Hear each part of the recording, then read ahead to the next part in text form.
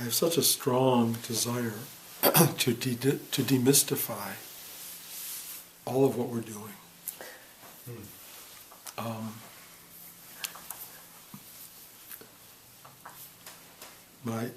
My time in India exposed me so much to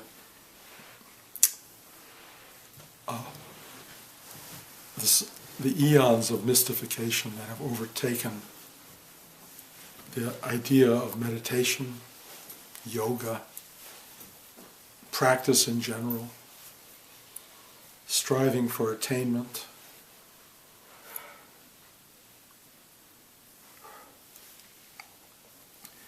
I don't want to deny any of those teachings because they're ancient and powerful and in many ways essential.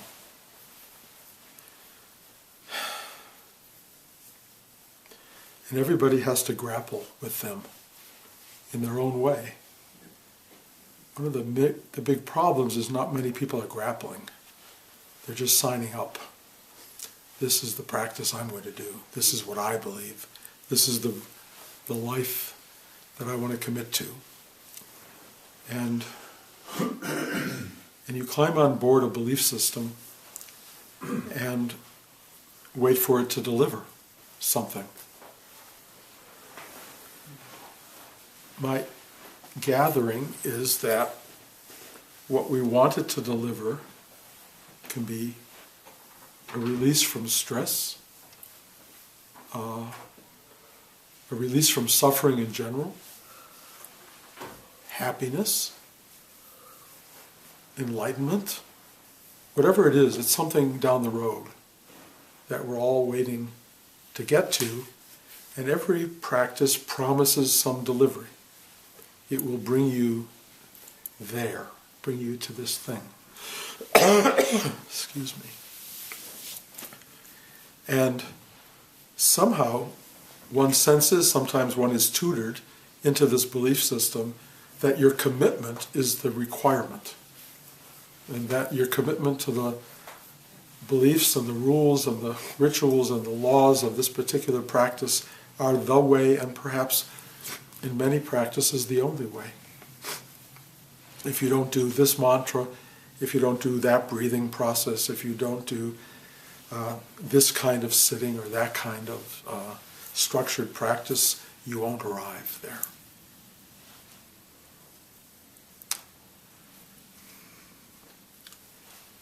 Fine. Fine. Do it. Here's the simplest version of it that I can provide as I become what I think of as more and more simple and less certain of anything.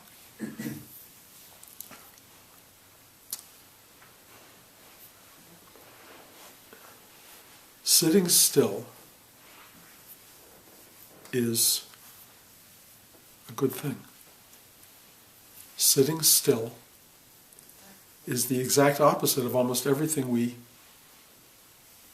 try to do in life. Activity, motion, thinking, feeling, working toward, all of this stuff seems to be the antithesis of sitting still, which probably to Western minds is like as big a waste of time as you can get. More importantly, it's scary. Sitting still seems not only a waste of time, but pointless. Why would I sit still? To what end? Yeah, I get that. One reason you might choose to sit still is to maybe quiet some of the noise that might be afflicting you and might be causing you suffering. There are ways to shut out the mind. Television is a good one. Sex is good. Alcohol is good. Drugs are good.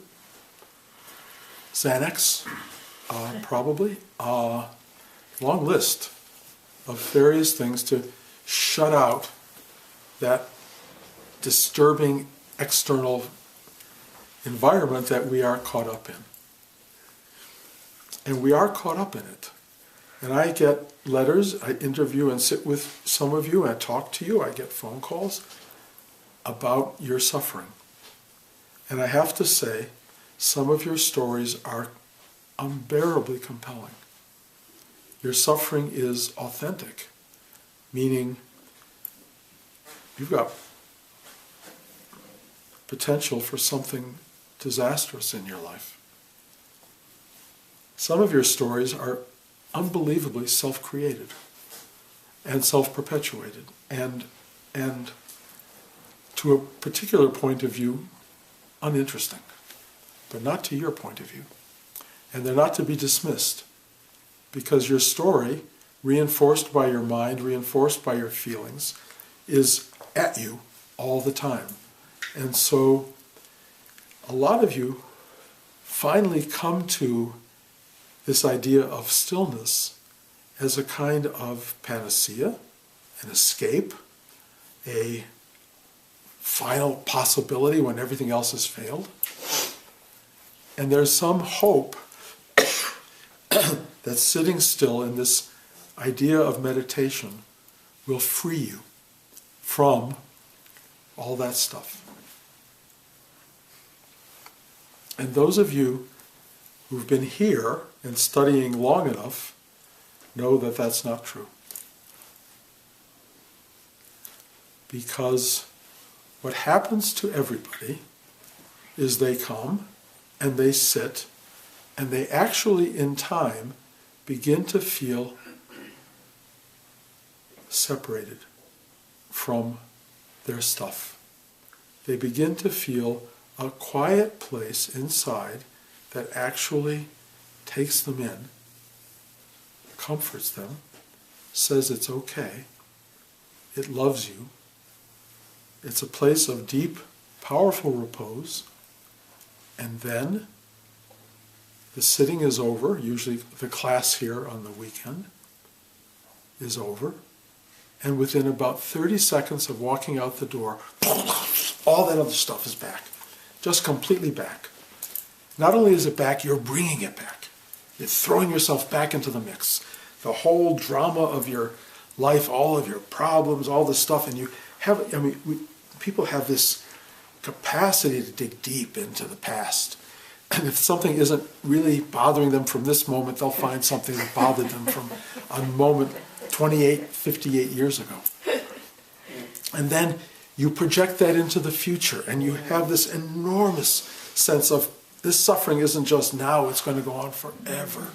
And it's so impacted. And the whole sitting still point is all over. Next week you'll do it again. Next Sunday or whatever, you'll come and sit.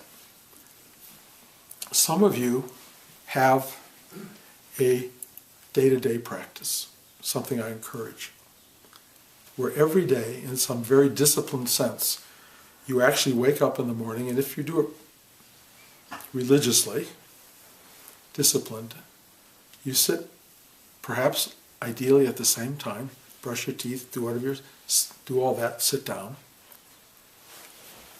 You tune in to stillness. The door opens. It takes you in. If you're lucky. Some days it doesn't. It takes you in and it offers you a warm cup of tea.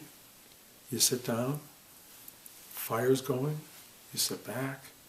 You're at peace. You're happy, comforted. And then you get a sense of the day. You can hear if it's raining outside, if there are thunderclouds coming. You just get a sense of what the day is going to be. You feel this kind of buoyancy, this sense of connectivity to yourself, to this part of you that loves you, that embraces you, whatever that may be. It may even offer you the opportunity in that sitting to let go of that comfort zone and go deeper yet. Not everybody likes to do that. But the opportunity in meditation isn't just to get warmed by the fire. The opportunity is to be, if you will, inspired into deeper awareness. To sit there and then Nityananda said, go into your heart and roam. So have the cup of tea, walk out the door, and start to discover the vastness of your heart. Start to discover the universe that awaits you out of your comfort zone. And you discover through great stillness the expansion of a awareness and a knowing and a presence that takes you on a journey so beyond yourself that when all of this is time to be done, and you slowly come back and back and back and back and back, and then you stand up from your meditation and you carry this expansive quality into the next moment. You may actually go to your own kitchen and have a cup of coffee and some cereal or toast or eggs or something, and you'll feel this stillness still with you. And you'll drink the coffee or the orange juice or a glass of water, and you'll eat the toast, and you'll go,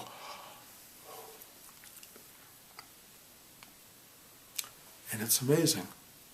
Some of you may open up the newspaper or turn on the computer. And interestingly, all of the stillness and all of the awareness that you're having goes, oh my God, look what he did today. Who can believe that? Oh my God, oh, this is, yeah. And it's completely, you've given yourself back into it. You've thrown yourself into it, and the day has taken you over. Now, interestingly, it is possible to open the computer and read the newspaper from this place. And that's really interesting. And you go, the world, look at the world. Look at life. Look at the universe. Look at this machine that gives me this wondrous insight into all of that. You drink your coffee and it's really warm and tasty. You sit there and you feel the unbelievable support of the seat you're sitting on. The light coming through the window behind you is so warm. And you feel life outside, you hear a bird go by. And all of this is happening simultaneously. This is contained in a screen or a piece of paper. It's all happening simultaneously. And this still pointedness that you found in your meditation is with you. And it's like there's a part of you that goes, wow, this is a way to live. I can be like this. And you start to go out and you get in your car, those of you who get in cars, those of you who go to subways or walk, and you begin to enter the day. The day may come at you very quickly. It may come at you with enormous impact and drama. The freeway may be stuck, probably is stuck. Everything about you can start to experience obstruction, demand, drama, which will incite emotion and feeling, and those feelings will bring up other feelings. You may turn on the radio and it's not the songs you want to hear, and you're looking for the next thing, or it's more news and stuff coming at you. You either can get lost back in that, or those of you who develop what's called spiritual muscle, stay still, and all that's going on at the same time. Stuck in traffic, the boss is angry because you didn't do something, somebody didn't show up, all of these things are going on, the check didn't come and you don't know how you're going to pay the bills, all that stuff, and there's this place inside you that's going,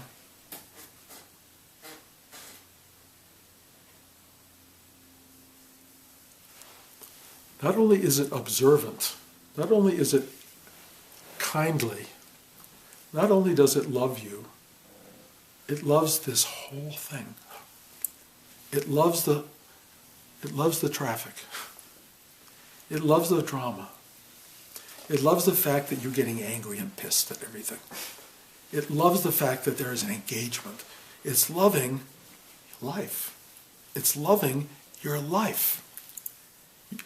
if you're connected to this, you will be also loving your life.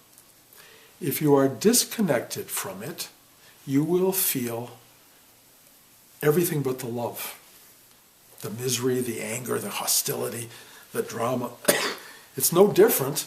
It's just it's totally unappreciated. Same old, same old.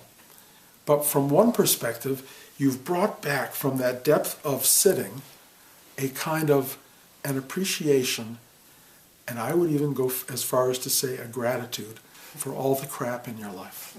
Every drop of it. Everything that happens is imbued with something that you discover from being within yourself, you discover has holy or divine aspect. And you get to live a life where everything that is happening is to be experienced in a state of openness and wonder. Everything, everything. The non-meditative life brings you so much into the drama and the suffering and the hostile nature and the moments of joy and the moments of despair and all of this stuff, and you can't balance it out. And because you're a feeling organism, you have feelings that go beyond your capacity. You have moments of fear that you don't know how to handle, moments of doubt, moments of expectation, moments of anger, moments of dis-ease, discomfort, despair, all of that stuff going on. And you keep wanting help to get out of that. What can I do? Those of you who start to discover vodka, and for maybe a year, I don't know, I don't drink, but a year of your 5 o'clock vodka takes care of things. And then it's like 2 drinks of 5 o'clock vodka, and then maybe another before you go to bed. And after a while, you become an addict to something helping you get through all these feelings and all this stuff. Or you light a joint, or you yell at somebody, like your partner. And it frees you of something. Of course, you've just dropped all your shit on them. But you're fine for an hour or two.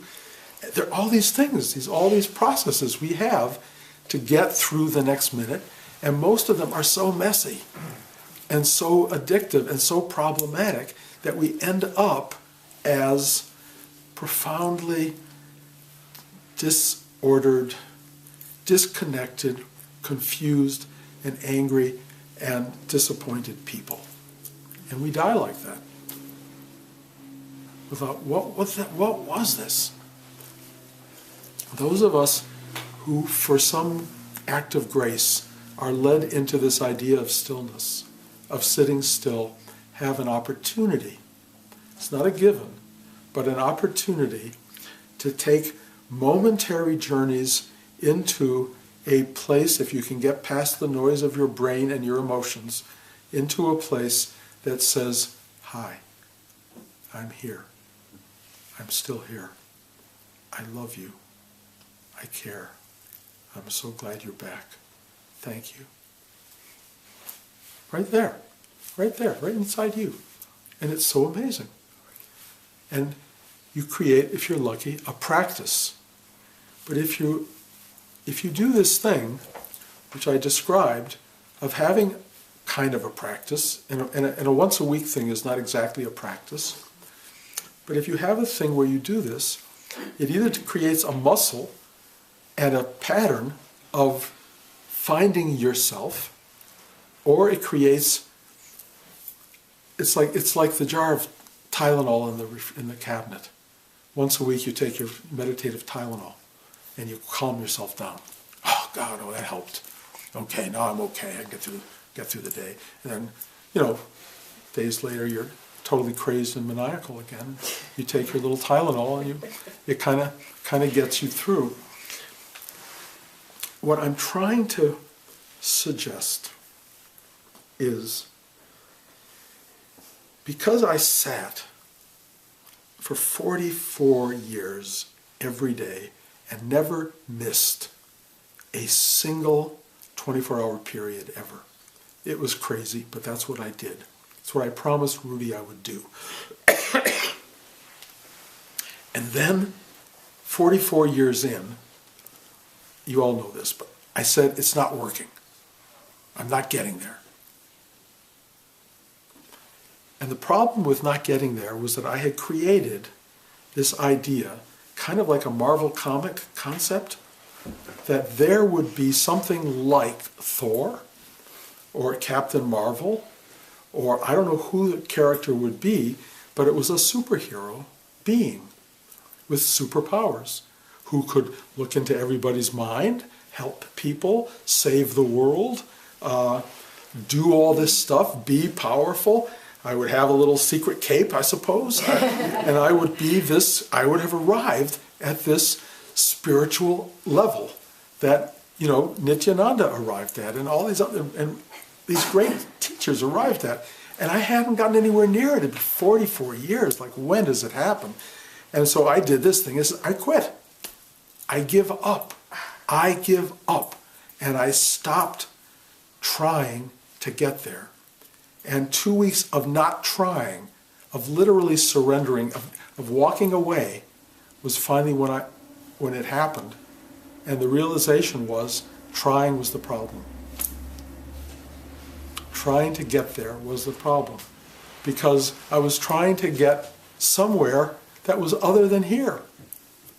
I was trying to get to some fantasy spot that somehow my mind, or people who practice meditation, I mean, I heard this in India endlessly. Oh, they're a great master. They're a true master. They have real mastery. Bullshit. What is that? What do you think that is? To master something. Do you think you become the master? People make you the master, but the master knows there's nobody there. There's nobody there. You can't be a master and master anything. To be a master, you have to let go of mastery. You have to realize there's nothing to try to do. You are the thing you're seeking. Excuse me. And you get coughs and colds, and you are a real person. And I'll tell you, the thing that I learned in India, the great gift of India, was, other than, it's not about you, gratitude, two powerful forces, one of the great things that I learned was, I have become human.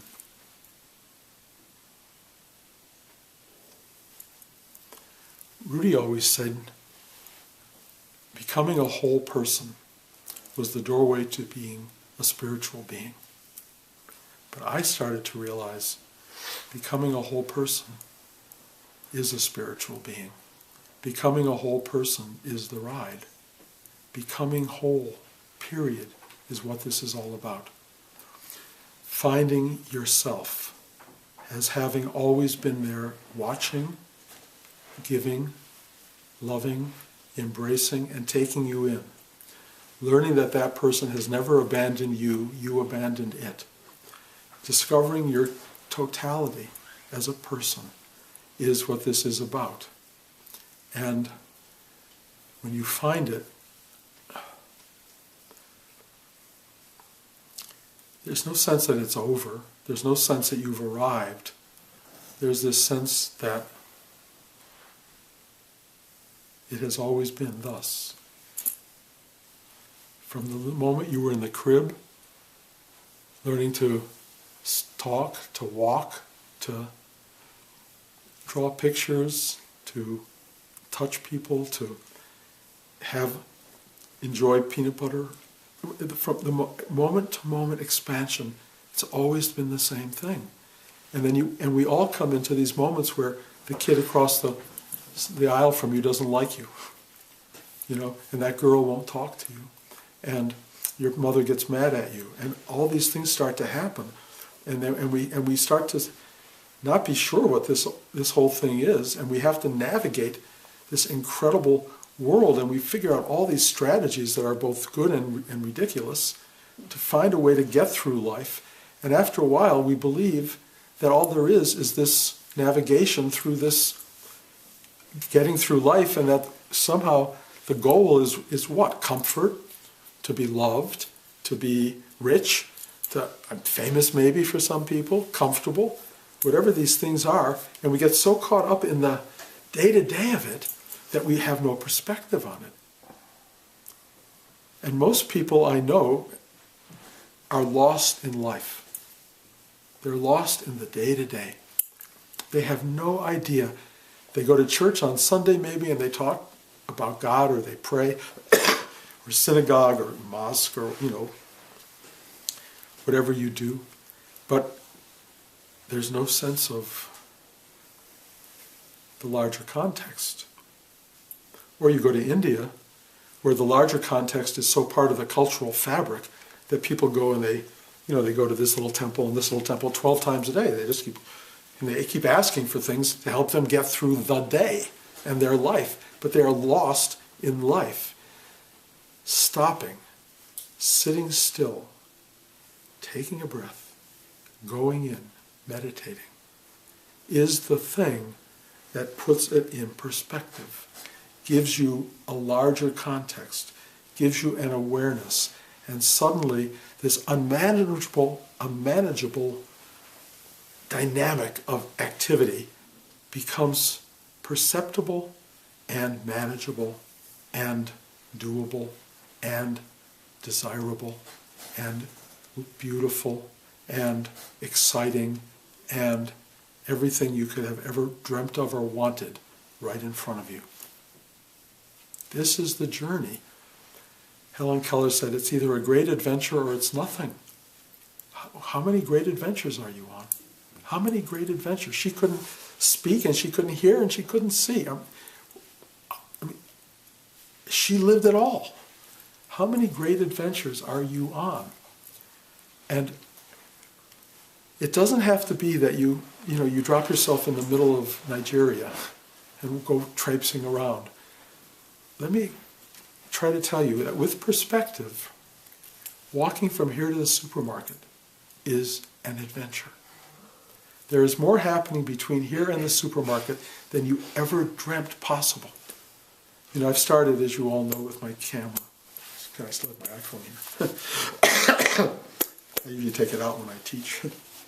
I walk with my iPhone and I suddenly start seeing things that I never saw. Right there on the sidewalk, on the tree, I just start seeing it. I go, I never knew this was right in front of me. I never had an idea that things were that beautiful, that there were stories happening in the cracks of pavements. I didn't know it. And it's just starting to flower. And what's happening for me is that the whole universe has become alive and has become myself.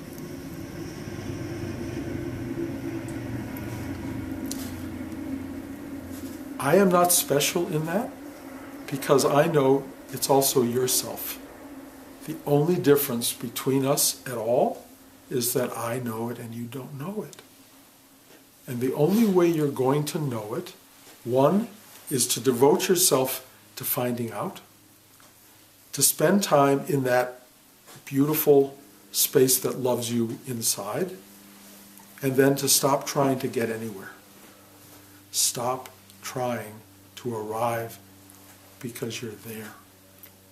The trying is the problem. Don't sit to get somewhere else, sit to get here.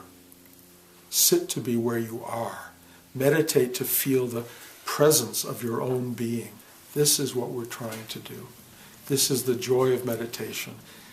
You can talk about it as trying to become one with the absolute and trying to become non-dual, you're God and nothing, and throw all that out of your head. It's so wasteful. All of that information will pour through you. You may articulate it, you may not, but you don't need to hold it. You don't need to own it. You don't need to write books about it. You don't need to start teaching it. You don't need to build a group of aficionados or people who love you. All you need to do is live it. It's the totality. Live it. And here's the secret. You're already doing it. You're already doing it. The minute you wake up to that, there you are. Someone wrote me who was suffering terribly, and I wrote back basically and said, enjoy your suffering. They never wrote back. And I totally get that. And I know how horrible it is to tell somebody, embrace your suffering. It's the only way. It's the only way. You don't avoid your suffering and get to truth. You go through it. You don't avoid the darkness in yourself. You don't get rid of the awful, why am I so depressed, or why do I hate so-and-so? You have to enter that. There's no avoidance. It's confrontation, it's perception, it's direction, it's allowing yourself to move toward rather than away. There's no running here. There's only yes and an embrace of the totality. That's all there is. And this deep stillness in you will make that possible. It's a way to live. It's a way to have the life you want, which is in fact the life you have.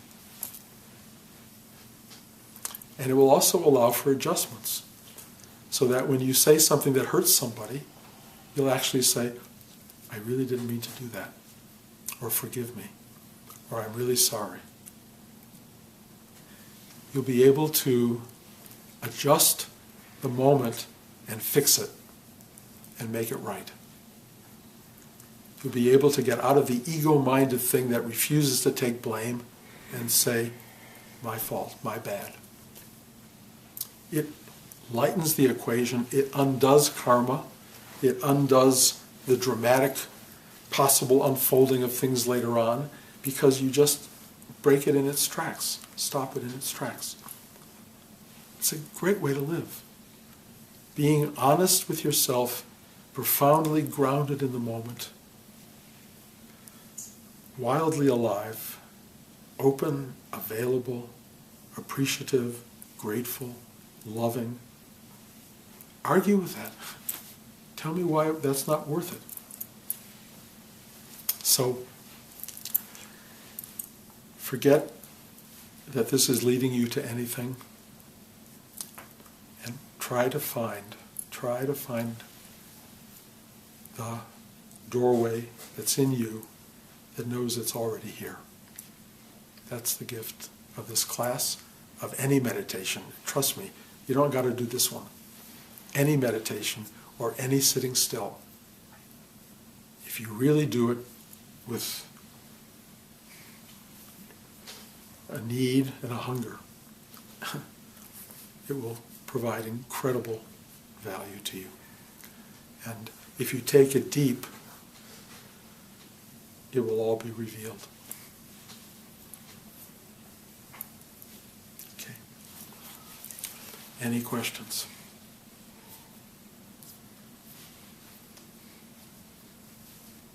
That's probably fair. Love you guys. Thank you. Thank you so much.